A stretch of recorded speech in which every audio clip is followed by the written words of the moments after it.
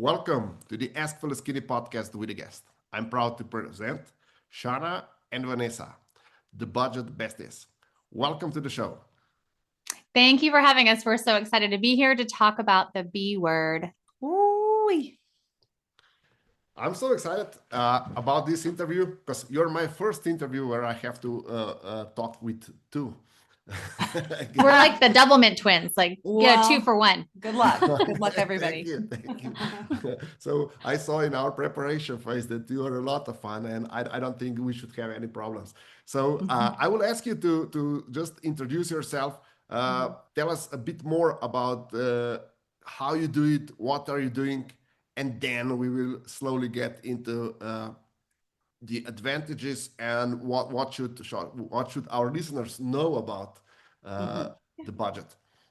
No, apps. I actually started out teaching Dave Ramsey's Financial Peace University course. I don't know if you've heard of him, but he's a big financial guru where we are. And, we started teaching the course, realizing that there was some missing pieces to it and just some things that our people necessarily didn't really love. They didn't want to live on rice and beans. They didn't want to only pay off debt in their life. They wanted to be able to enjoy Christmas and go on date nights and have vacations while paying off debt.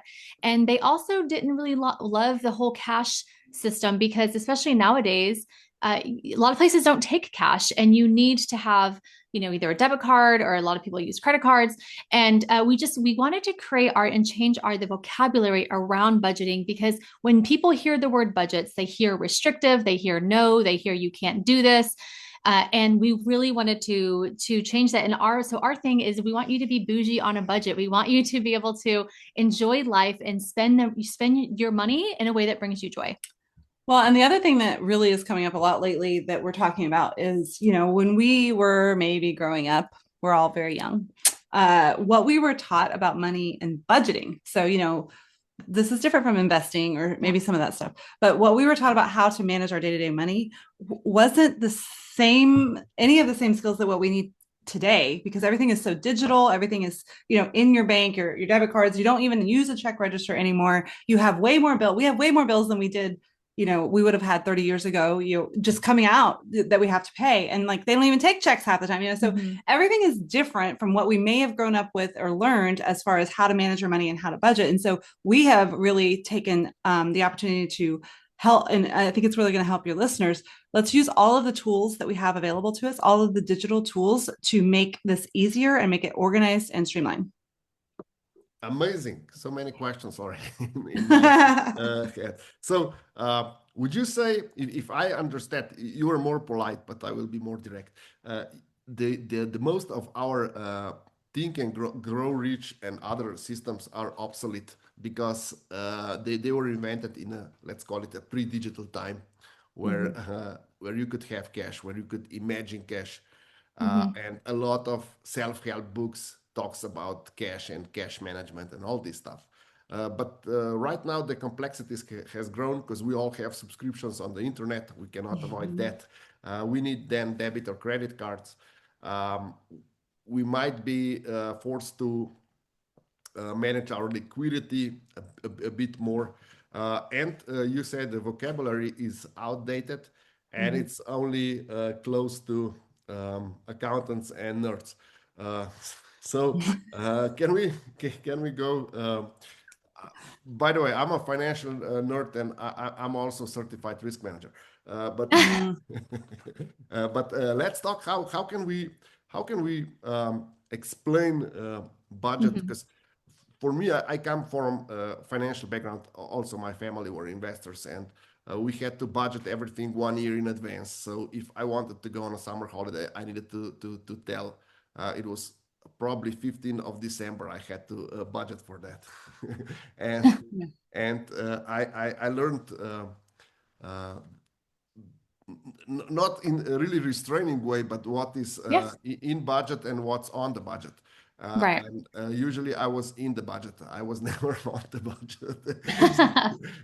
So I would like to talk a bit more, especially for the people that do not come from families where budgeting was hmm way of living, or for us, it was part of let's call it socializing finances were part of our family. We all knew what is available, not all the assets because we were kids, but for day-to-day operation, for grocery shopping and gas money and stuff like that, that was for us transparent, and everything beyond our, let's say, clothes and what we needed for school, we had to budget for it, and it was kind of training for myself. So for me, I was practically growing with at that time was Quattro Pro. Now would be called Excel sheet. But I would Well, like. So you said that the most of these methods are obsolete. Can we talk a bit about what should people nowadays know about budgeting, and why is that so important? well, I want to go back to a time where you had maybe 5 bills in your budget, right? So when we talk about how things are more complex and how things are more digital, back then, maybe you went to pay your water bill, you went to pay your mortgage at the local bank, right? You had cash in hand. And if you were separating or using the cash envelope system, you had little envelopes with names on them. Maybe it said utilities, maybe it said groceries, it said gas. You were labeling and categorizing your money out and spending it accordingly throughout the month. And, unfortunately, especially since COVID, things just don't happen that way anymore. We have so many more bills. Everything is digital. We have subscriptions out the door on, we cut cable, but then we added 10 different subscriptions. Our kids are involved in all these things that require payments all the time. Our gym memberships, everything is now auto pay or online, paperless billing. And so instead of using that against us or feeling like it's a burden, we can actually, like Shana was saying, using the tools that you have readily available to you to make it easier and more streamlined. Okay, is there any, because there are a lot of budgeting apps available. Would you recommend any? Okay. No, we wouldn't. No, okay. zero. So look, you said you were a nerd. We're nerds too. Okay. But we're here for the non-nerds. That's what we're trying to break it down for the people that are like, I will do this, but only because you're forcing me to. Okay. And the thing with the apps, when you say that, the reason I say that is everything that is popular about quote unquote budgeting is tracking where you went, what you did, how much you spent after the fact, which is similar, if you remember, to balancing like a check register, right? Or balancing your money afterwards, which again, like Vanessa was saying, that's what an accountant does. Nowadays, you don't need to do that. That is busy work that is first of all, keeping you from doing it because you don't want to do any budgeting. And that's what you think budgeting is. So you don't do it, but we don't need to do any of that anymore. And so that is part of, what we're trying to change the idea here. And, John Maxwell said that a budget is telling your money where to go instead of wondering where it went. And, with your background, really, we need to have a great budget and really know what's happening with our money so that we can be a good investor, so that we can start to do that purposefully on purpose. But if we don't have any idea what's really going on with our money, we can't. And to Vanessa's point, we have tried to make budgeting really simple. And so what we have is we really teach this 1-page 5-column budget. And for a lot of people, because of what you guys are talking about, this subscription over here, that investment thing coming out over here, all of this stuff, a lot of times people have never seen what they actually cost in 1 month on one piece of paper. They're kind of guessing, they're kind of maybe, but once we ask them to do that, they have to go chase down all of this different stuff. Maybe this is coming out of PayPal or Venmo, and this one's coming out of a credit card, but this one's coming out of my debit card, or whatever. And so we really want to get it consolidated, make it very simple, put it on 1 page and with the 5 columns, and really make it as simple. And then that will translate eventually to digital to your bank. Yeah. I mean, when we're talking about budgeting apps, you're talking about these systems that were put in place to track everything that you did do. And that is not a budget. That is not creating a budget. Like Shana said, it's not creating a plan. So you're still spending money throughout the month. And then you're saying at the end of the month or after you did it, oh, I shouldn't have done that, or this shouldn't have happened. Or people will tell us that their apps will beep at them. They'll send them notifications and like they're telling them how bad they are at money and like all this stuff because they're not budgeting properly, but they were never budgeting in the first place. They were just tracking everything that they were doing. So, you can put words and numbers on paper and call it a budget. And a lot of people do that. They buy these budget templates and they put these numbers on and they're like, okay, well, what do I do after this? What happens? And so we've really created an entire system for you. We call it a budget system, not just a budget template, for you to be able to take the money that you earn and, like Shana said, distribute it in a 5-column budget, and it works and flows the exact same way that you spend money throughout the month. So your income comes in, that's column 1. Then you pay a debt, that's column 2. You pay a bill, that's column 3, or you spend it discretionally throughout the month on groceries, gas, going out to dinner, different things. That's your spending column, that's column 4. Or you're transferring it to savings, and that's column 5. It's that simple. And that is how you spend money. And we really want to categorize it. And like Shana said, put everything on one paper. When was the last time you looked at how much you're spending in a month on random subscriptions or random bills that are coming out? Some people have no idea, and it's nothing to shame you, but just look at it for once on one piece of paper, know where everything is coming. And so you can make decisions about, are you excited about how you are spending money throughout the month? Okay. Can we talk about baseline? So how do you teach people how to make their baseline? For example, my baseline is usually the average of the last year. So for example, if Zoom has cost me $25 per month, I would budget $25 for each month for the Zoom subscription.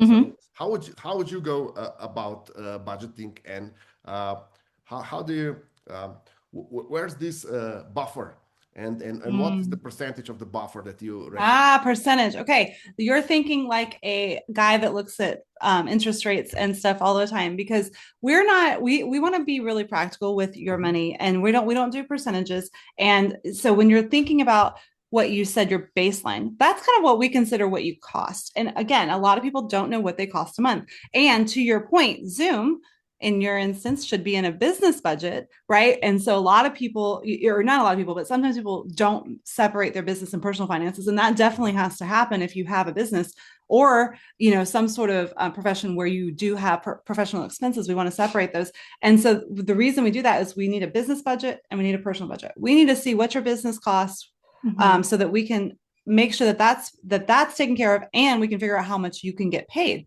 Likewise, we need to see everything on one piece of paper, your baseline, all of your bills, to see what you cost. There's no percentage. So the way Vanessa explained it, we start with the income, and then if you have debt, we need to get that taken care of, right? So that's going to go right there. Then we want to look at your bills, and we want to look at what you're spending each month.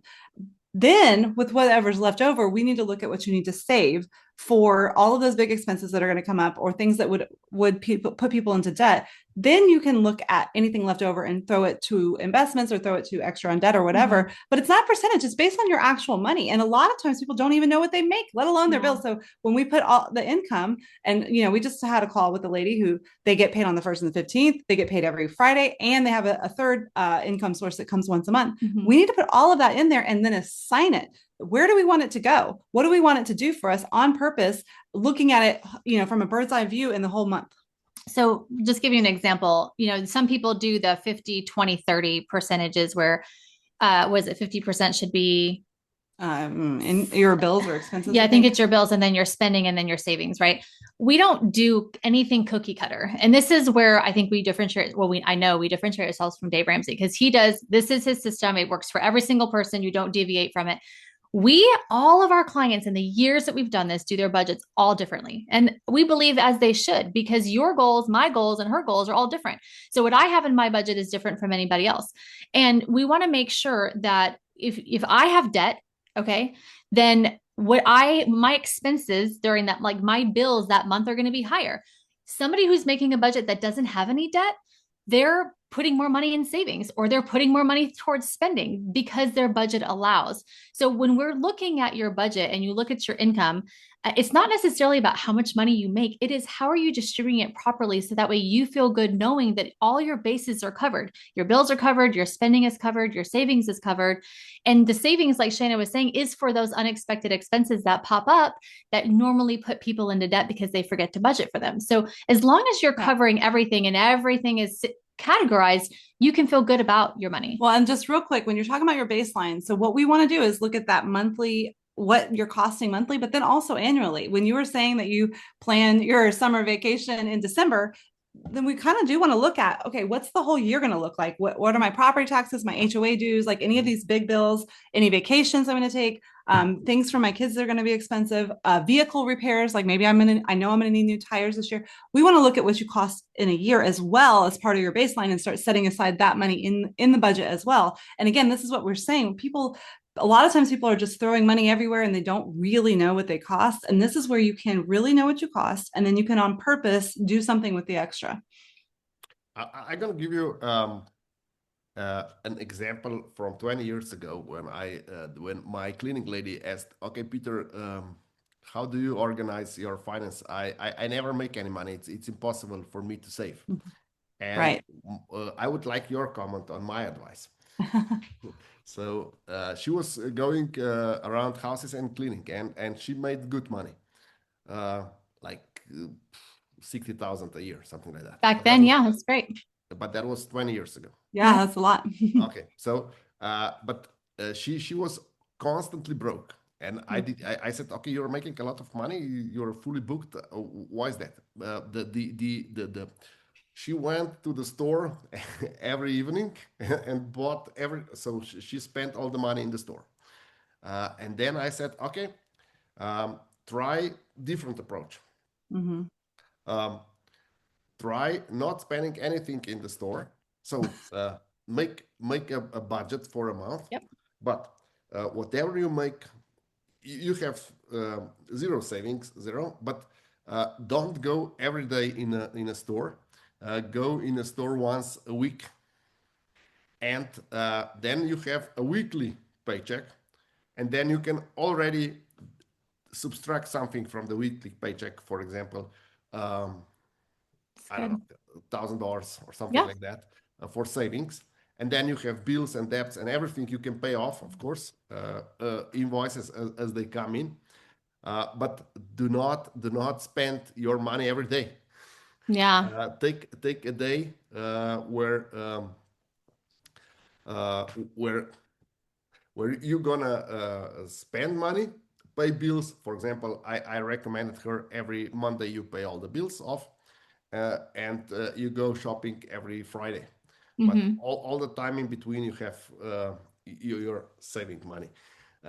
So how important is that we understand that income, especially with all the handy guys doing repairs, doing cleaning, I don't know, everything that is paid immediately and in cash. How should they go about this income? How should they put it together? What's your take on that? I think you gave her great advice. Basically, what you were saying to her was give herself a paycheck once a week. Give her, like, from her business, pay herself once a week. So that way she has the money then to be able to spend on the things that she wants to spend. And a lot of people come to us and say, we're hairdressers, we're plumbers, we're this, we're that. We get paid all the time. Money is always coming in. But then the very next day, it's pretty much gone because they do the same thing. They're spending it in the moment as they're getting it.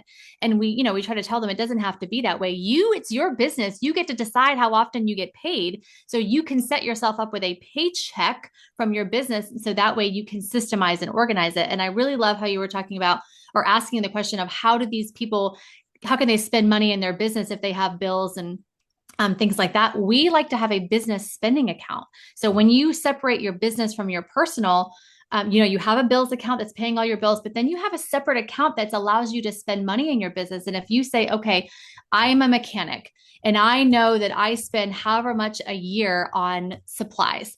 And, if we take that, let's say it's $20,000 a year, I'm just throwing a number out there, $20,000 a year, I'm at cost buying products to help my business, then take that 20,000, divide it by 12 and put that amount of money in your business spending account a month, allowing you to freely buy the supplies and materials that you need for your business, still staying within a budget.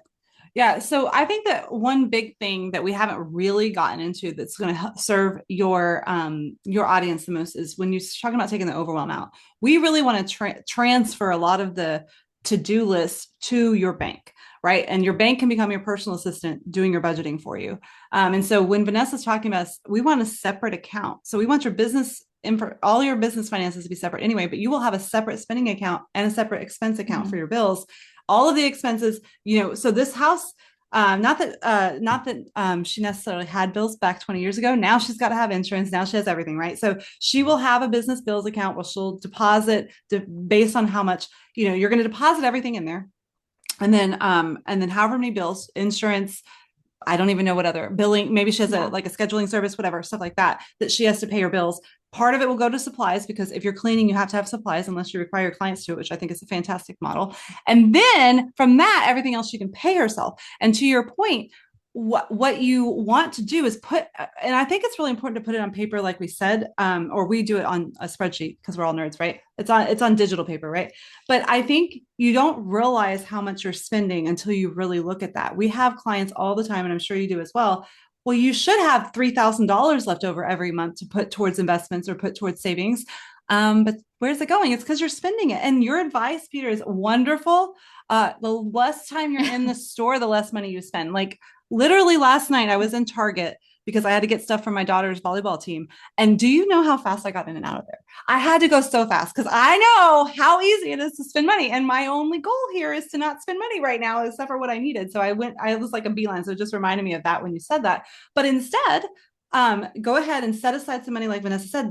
So her business income would be paying her personal account, and then she would put some money into an account for groceries, some money into account for personal spending for fun stuff, and the rest of it would really stay in that bills account to pay all of her personal bills, right? And so the bank can do all of that. It can separate the accounts. You can have more than one checking account. It's amazing. Automatic transfers can happen, and really the bank becomes your personal assistant and does all of this work for you, helps you to reach your goals, just like you were trying to help her. Like if it's setting money into my savings, which you can set up to happen automatically, then I know I'm doing it. All I have to do is not go to the store, which I feel like is a win for everybody. Okay. How do you, so I like these accounts and the bank thing. So how do you convince your clients not to spend what they have saved? Because we are a consumer society right now. And how do we get out of the credit card debts, and how do we keep savings untapped and just lower the bills? I won't say lower the expectations, but if we don't have extra liquidity, we shouldn't buy stuff right now. Maybe we should wait for next paycheck. Sounds so common sense. Well, I think it's one of the concepts of you don't have the money to spend on the thing you want, you can't afford it, right? So that means you can't buy it, and you just have to wait. But when Shana's talking about having separate checking accounts to separate your money, again, we're taking the vision and the idea of the cash envelope system digitally. Right. So instead of keeping the cash, you're keeping the cash at your bank in just separate accounts, and you're using a debit card instead of a credit card. And now with that same concept with savings. So in order to save for your future and save for all these expenses that come up throughout the year, like holidays and travel, car maintenance, home repairs, birthday presents, different things like that, you're going to open up multiple savings accounts and with your bank app, you can rename them to whatever you want. You can rename them to "Don't touch this." You can rename it to "This is your daughter's wedding fund," whatever. So, if you label those accounts and you're putting money in there every month, you're usually less likely to pull from them instead of having one account with all this money in it. And you don't know why you're putting money in there, for what reason, when you're going to use it. There's no purpose. You're just piling money in this account, saving for unexpected expenses that may come up. But usually people pull from it throughout the month because they feel like they should be saving. People are telling them they should be saving 20% of their money, but their budget really can't afford for them to do that. Instead, they should be breaking that down even further into multiple accounts that have a purpose, that have a name, that allows you to save like on purpose. Which is, again, like Vanessa said, it's mimicking that having a paper envelope that says going to Disney or going on vacation or whatever. That's what it's doing, but it's digital, and you can set the automatic transfers to happen each time you get paid. Now, the thing that we find is, what you're talking about is like robbing Peter to pay Paul, right? What we find is once people have those spending accounts as well, so a couple checking accounts for gas and groceries or for personal spending, once they have that designated and they know that they have money to spend every payday, they put in a little bit of money in there, and they know like I'm saving for things that matter to me and my bills are getting paid, the inclination to overspend or spend everything or rob from your savings account really dissipates, because you know your numbers, you know that you have money to spend coming and it's getting replenished every payday. It's not maybe, or I don't know when I'm going to be able to spend money again. It's I know. And that piece that you have, knowing that, really just seems to help people stop spending money anyway. The other thing I was going to say, the reason for me that it's easy to run out of Target, yes, last night, is because I know I'm going to vacation like in a month, right? And I'm saving for that. I have a vision and it's something exciting to do with my money other than waste it on consumer things, right? And I think when you do this, what we're asking to sit down and plan your life and have some dreams and see what you want to do with your money. And when you know, oh, I'm not spending all my money at this store because I'm setting it aside for this wonderful vacation or to go Christmas with my family or whatever, that just naturally is going to help you be a better spender, be a better budgeter. When you talk about having to plan your year, like that was perfect, because that's what we tell people all the time. Figure out how much you cost in a year. Anybody can sit there and say, my budget has gas and groceries and monthly bills. Okay, great. What about everything else? What about all the other things that pop up throughout the month and the year that you forget about, that people label as unexpected expenses, but we always know that they come up. They're always there. So if you can sit down and take the 30 minutes to an hour it might take for you to plan out how much you truly cost in categories like travel and gifts and holidays and kids, all of that. If you, and your pets, don't forget them, they're expensive. Look at all that and say, and then take those numbers and put them in your budget. So you're budgeting for them on a monthly basis and always saving for the things that you know you need. Okay, I have to apologize a bit because my dog is has just occupied. Did you hear us talking about him? Yeah, it's a storm outside, and go get him. She's afraid of no, she's already below the desk. So and it's a Caucasian Shepherd, so it's quite big. But we can't hear her, so Zoom is doing a great job. Yeah, but I'm sorry, I have to pet her a bit so that. Yes, you should pet her. Love her so much. Anyway, what is? I would like to have your take. How much is down to the math and accounting? Because what you explained all the systems. How much would you say that the psychology? And you also touch that it's important, for example, spending money, so to have some money that you can spend on yourself, that you don't feel so tight. Like I don't have any life. I'm just working and stuff like that. So how important is psychology? How important is you mentioned that it's important how you tell things, and that the accounting lingo is at least too boring, if not completely inappropriate for most people. But how important is psychology? How important is this? I'll say affirmation concerned with budgeting. How important is how we name the accounts? You mentioned that you can name every saving account differently and stuff like that. How important is that? Well, it's, we don't have the science behind it, but we just know it works. And it's really important when you see a number, you don't, like a bank account number, that's really usually what you have, or just a checking. It doesn't hit the same when you log in on your bank app, because that's the only app you actually need, guys. You don't need a budget app. Other than our budget, you could use that. But you log in and it says Shana's spending money. It says Shana's bills. It says Shana's going to vacation, going to Disney fund. And all of that really starts to help you identify as the kind of person who, one, is saving money, who knows her numbers, who is budgeting, which feels really complicated and far off because there's all those fixed variable words that people are like, what does that actually mean?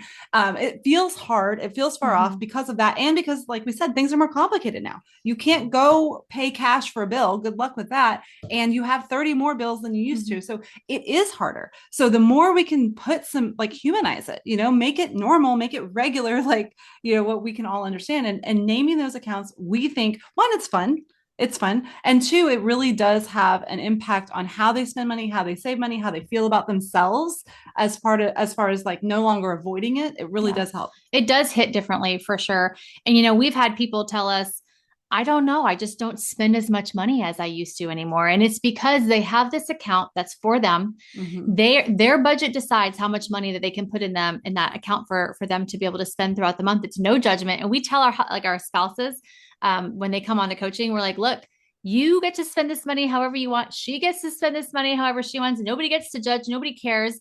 It's yours to do whatever you want with throughout the month. And that gives them so much freedom to know that they do work hard and they are allowed to spend money because it's separate from bills. It's separate from gas and groceries. It's separate from anything else that they're doing. And if they know that if they stay within these guardrails, right, the number that they decided was enough for them to be able to spend throughout the month, then everything else in their budget happens automatically for them because you've set it up that way. And, budgeting can be as complicated or as simple as you want it to be. And we're on the simple side. Like that's our jam. Our goal is for you, like we said, to be bougie on a budget. We want you to enjoy life, enjoy what you're doing with your money, but it doesn't have to be as complicated as some people make it out to be. They add, like Shana said, the fixed and variable words, just so many other terms that you don't need. Tracking all by itself is just stuff you don't need. The tracking era, right? So it's just, it's unnecessary. I would like to ask you one more thing. Would you say for me, for example, when I'm transferring money between the accounts, I have the same, let's say, emotional response, if it's, let's say, the right word, but I think as if I would be purchasing something. So because I make so many transfers, I get the same satisfaction if I would make, for example, 50 transfers, and then I have the same satisfaction as I would have a 50 transfers. Would you say that this is also part, because people, when you start saving, it's similar feeling to when you are when you're spending money, but the end result is not something that you don't need and that you need to get rid on eBay 2 months. Yeah. But the end result is in your bank account and it's growing, and then you have this positive loop because it's growing and you're proud of yourself. So you would like to do more of it. Exactly. It's the dopamine hit, I think, of is you get to decide which way you want to go. It's the more adult version, and that's why it's really cool to have it on your bank app, and you can, you're doing the physical transfers. We teach to just do it automatically, and then you wake up in the morning and you look at your thing and you're like, look, I have $500 more in this account. Look at all you can see the balances grow. It's kind of like a game, right? Every time you log in, it's growing. And for the savings, and then you're spending, you get to know I have money coming in there, and it really is. I think it is a dopamine satisfaction in a good way. And then and we say people end up having more fun saving money than spending, and that's where you're at, and that's where we're trying to help people get to. The other thing I will say, just a little bonus tip, which we have absolutely experienced when we're talking about the satisfaction of, that you feel. We've noticed that if you just add to cart, guys, if you can just add to cart, you get that whole fun part about I went shopping, or, I was looking at it and I window shopping kind of like online. And then I don't forget about it. It's there if I ever really want it. And then you just add to cart, but you don't have to buy now. We've noticed that people have a really good success rate with doing that, which you wouldn't think. You would think the buying it is where you get the satisfaction, but actually looking around and adding to cart is a little, hack that you can do to save money too. Well, and we also think when you separate your money, because right now most people have one checking account. It's the same checking account they opened when they were 18, when they got their first job. And it's a black hole of transactions, right? They have the mortgage coming out, they have electricity, they have medical bills, they have their kids' T-ball, they have groceries, they have gas, they have their spending money, they have all this stuff. Everything is coming out of one account, and they don't know what's coming out, when, why, where, how, like all of it.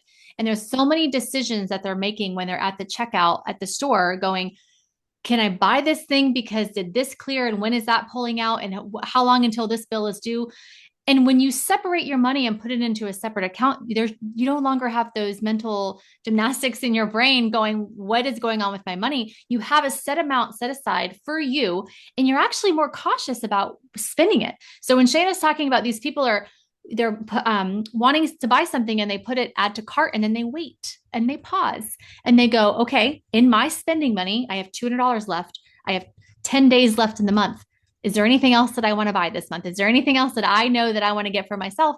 Or can I go ahead and get this thing and I'm okay with that, knowing that their bills are in a separate account being taken care of. When you separate your money and you have that just for you, it does something to your decision making instead of this urge, like Shana said, of having to go buy something immediately.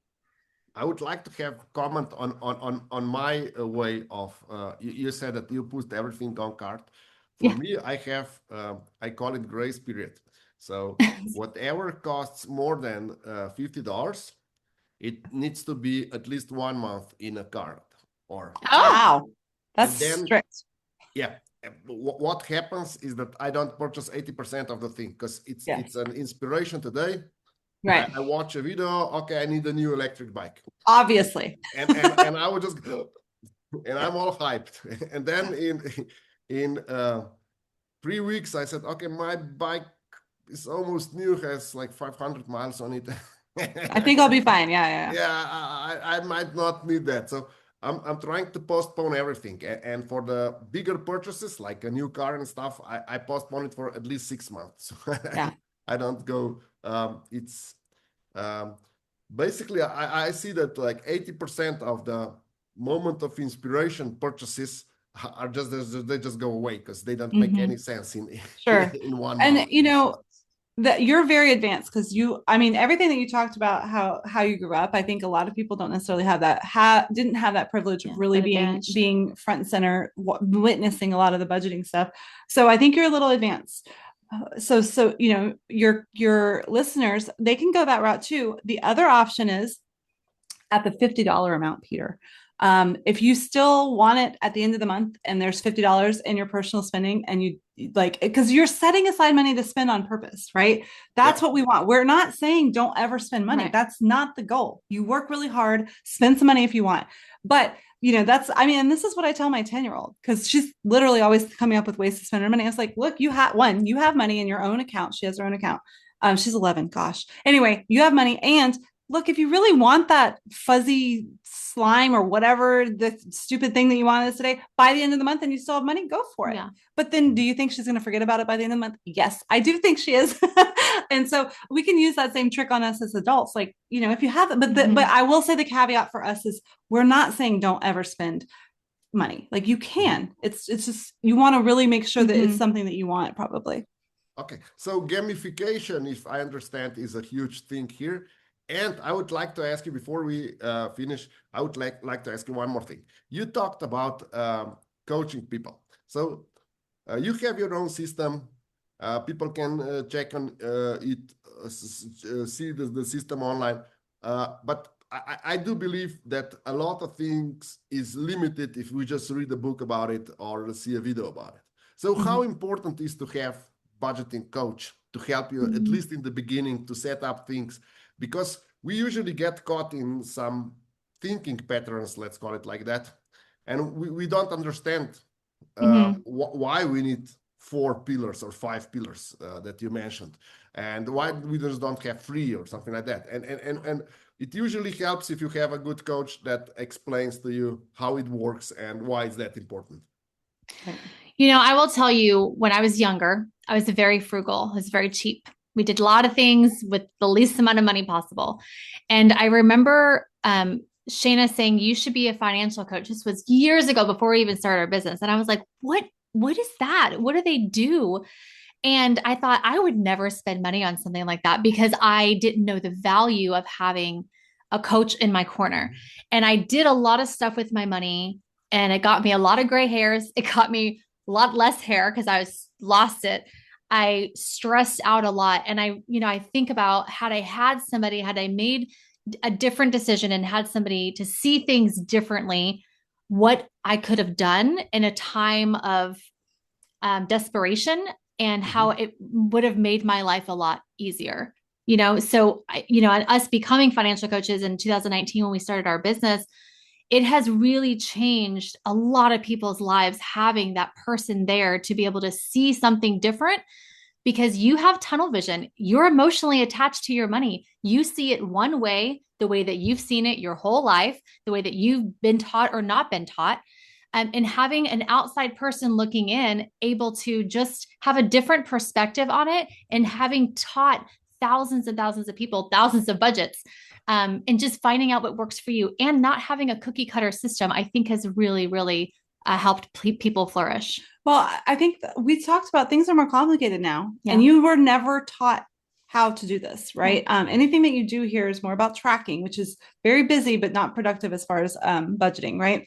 And so to allow yourself to be a learner, be a beginner, right? So often our clients are really successful in so many areas of their life, and they feel like they should already know how to do this, but you don't. I mean, most people, okay. It's okay. Most people don't even know you can have multiple savings accounts or multiple checking accounts. They don't know that you can set up things on automatic transfers. That's fine. Let us help you, walk you through the different areas of your budget. Let's help you walk through, what do you cost in a year? That is not something most people are considering, and they're forgetting a lot of things, which is why it feels like every time they try to budget, it gets messed up because they forgot about the property taxes or the HOA dues or whatever. And that's where having someone walk alongside you, and then everybody is different. That's the other thing. When your job changes in the middle of you trying to budget and your paychecks get all wonky and you're like, oh man, I don't know what to do. Well, we know how to help you. And I think that's where it's really helpful, is like my specific circumstances, they're different. And so we can help you put it all on paper. Like Vanessa said, we're not emotionally attached to it. We can see it from a different perspective, which really does help you be able to do it. So, and I think it's, with anything, give yourself 6 months to really digest this, figure it out. And our goal is your budget will run itself. It will be automatic once you get it done and get it set up. And then you can just really, be less stressed about money. You can have that peace. You can know everything's taken care of, and it's worth the investment. And we're not saying that, podcasts and courses are not worth it. We have a podcast. We have a course that goes along with our DIY version of our budget, but having somebody to look at your specific situation and answer your questions and dive deep into what you have going on, your vision, your goals, your dreams, we believe that there is a lot of value in that. Excellent. And before we finish, where can our listeners and viewers find you? Well, we have a podcast, so come on over to Financial Coaching for Women. You can find us there. We have over 500, almost 600 episodes. They'll be this summer. And so, yeah, there's a lot of resources, a lot of free things, a lot of ways to help you with your money. Okay. Thank you very much. Thank you for all the insights, and thank you for being my guest tonight. Thank you for having us.